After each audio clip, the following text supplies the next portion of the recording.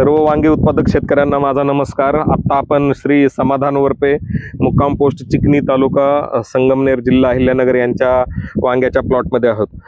वरपे साहेब, मला सांगा, वांग्याची जात कोणती ही? अजयची.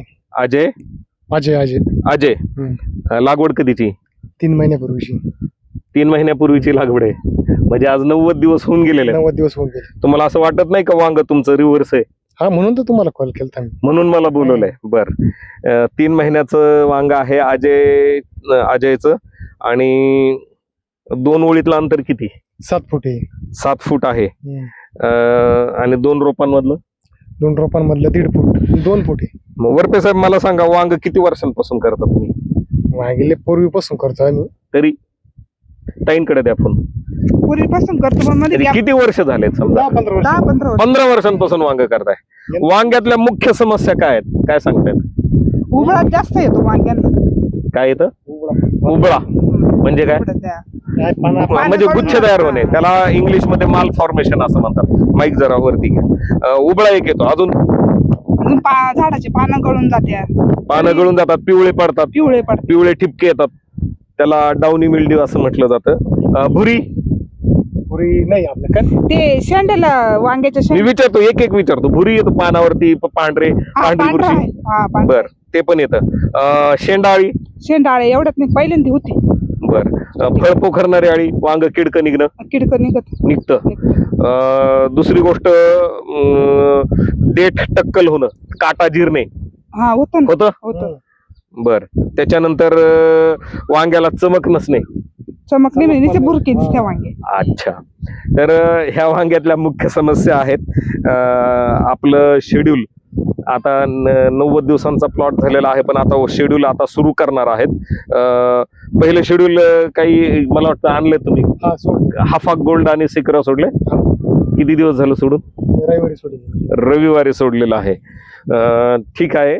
ह्यांना आता नॉर्मन बोरलॉगचं इथून पुढचं संपूर्ण शेड्यूल आपण देणार आहोत. आणि सगळ्यात महत्वाचं, 3 महिन्याच्या मानाने वांग खूपच मागास आहे. म्हणजे आता आपण पाहू शकता, गुडघ्याला वांग लागतंय, ॲव्हरेज वांग्याची हाईट. यशवंत म्हसेंचा 3 महिन्यांचा प्लॉट आता माझ्या कानाला लागतो, आणि 55 गुंठ्यामधून 2800 किलोचा तोडा केलाय त्यांनी.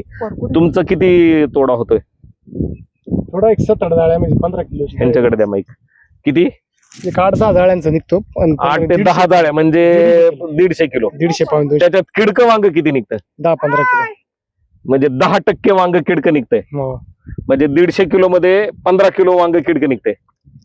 हो. यशवंत मसेनच्या 2800 किलोच्या तोड्यामध्ये 5 ते 8 किलो वांग किडकं निघालेलं होतं. ते पण का?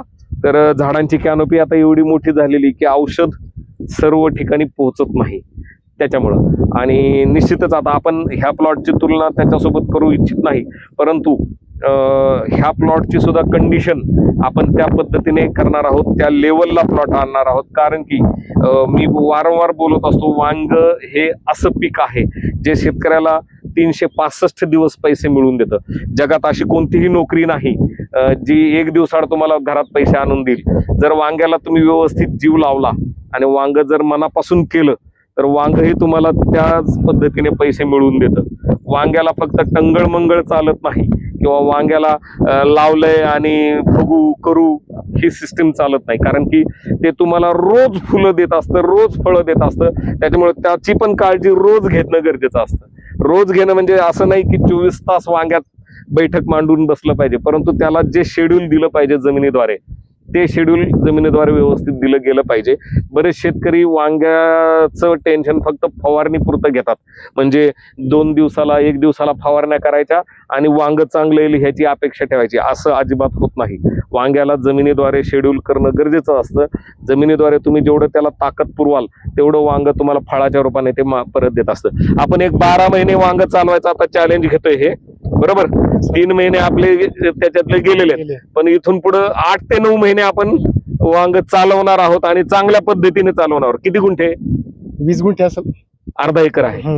अर्धा एकर, आणि आता सध्या 150 किलो माल निघतोय. अजून एक 20 दिवसांनी परत एकदा दुसरं निरीक्षण करू, त्यावेळेस किती किलो निघतंय आणि त्याच्यात किडकं किती निघते ते पाहू. आता सध्या 150 किलो आणि त्याच्यामध्ये साधारणतः 10% म्हणजे 15 किलो किडकं निघते. 10% ही खूप खूप मोठं म्हणजे प्रमाण आहे. एवढं आपल्याला चालत नाही. 150 किलो मध्ये फार तर 1 ते 2 किलो किडकं निघलं पाहिजे, त्याच्यावरती ते गेलं नाही पाहिजे. तर निश्चितच ह्या प्लॉटचं तुम्हाला पुन्हा एकदा नवीन निरीक्षण करून देऊ आणि साधारणतः 20 जूनच्या आसपास ह्या प्लॉटचं दुसरं निरीक्षण नोंदवू. तोपर्यंत धन्यवाद.